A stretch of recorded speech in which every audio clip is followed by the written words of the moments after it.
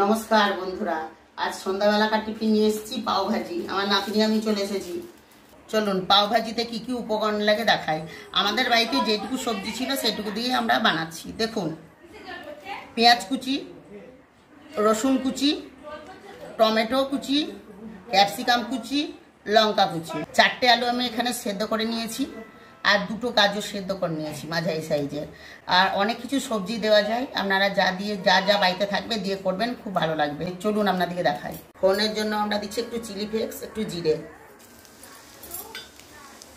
কুচনো পেঁয়াজ,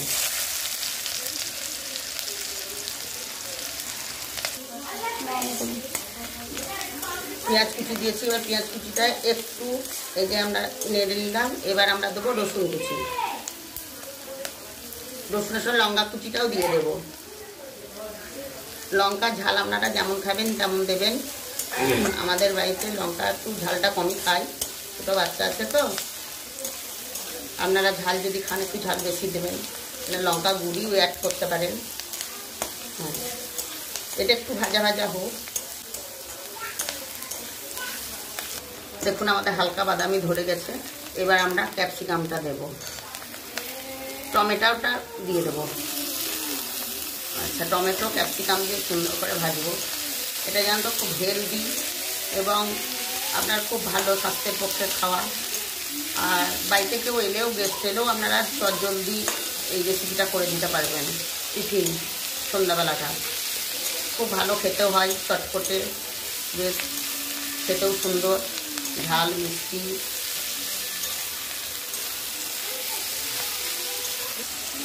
এবার আমরা দিচ্ছি হলুদ, লবণ, একটু কাশ্মীরি লঙ্কা গুঁড়ো। এবার ভালো করে এটাকে আপনার একটু সেদ্ধ হতে হবে। তো ক্যাপসিকামগুলো একটু হালকা সেদ্ধ হলেই আমরা এটা একটু ঢাকা দিয়ে দেব। তখন আমরা সেদ্ধ করা আলু, গাজর তারপর দেব। আলুটাকে একটু আমি ম্যাশ করে নিই। আচ্ছা, এইভাবে।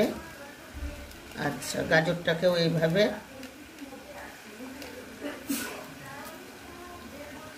এটা আপনারা গ্রেট করেও দিতে পারেন, আবার হাতে এমনি করে ম্যাশ করেও দিতে পারেন। ঢাকাটা আমাদের তেল ছেড়ে দিয়েছে, খুব সুন্দর মশলাটা হয়েছে কষানো, তেল ছেড়ে দিয়েছে। এবার আমরা ম্যাশ করে রাখা আলুটা আর গাজরটা দিয়ে দিচ্ছি। আমরা সুন্দর করে এটাকে মশলাটা দিয়ে মিশাবো। সুন্দর করে মিশিয়ে এবার আমরা পাওভাজি মশলাটা দেব। লাগছে দেখতে। আরও সবজি করলে তাহলে কত সুন্দর লাগবে, দেখুন কত সুন্দর লাগছে দেখতে। আর একটু নাড়াচাড়া করে আমরা জল দেব।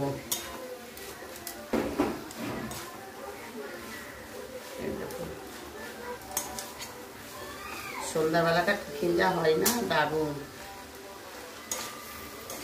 এবং পেটও ভরে থাকে। এবার আমরা জল দিচ্ছি। কত সুন্দর মেশানো হয়েছে। এর উপরে আমরা এবার পনিরটা গ্রেট করে দেব।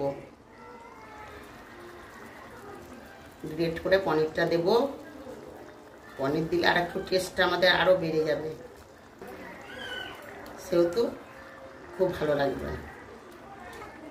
আমাদের একেবারে রেডি। এবার আমরা বাটার দিয়ে নামিয়ে নেব। দেখুন পাও ভাজির চাট আমাদের রেডি। ধনে পাতা দিয়ে গার্নিশিং করে দিই, দেখতে ভালো লাগবে। রং বেরঙের কালার তো, তাই দেখতে সুন্দর লাগার জন্য, খেতেও ভালো লাগে ধনে পাতা। আমাদের পাও ভাজি রেডি। চলুন খেয়ে দেখাই।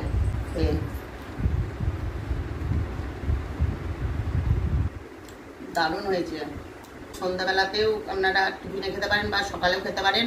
আমাকে খাবেন আর আমাকে লাইক, কমেন্ট ও শেয়ার করবেন।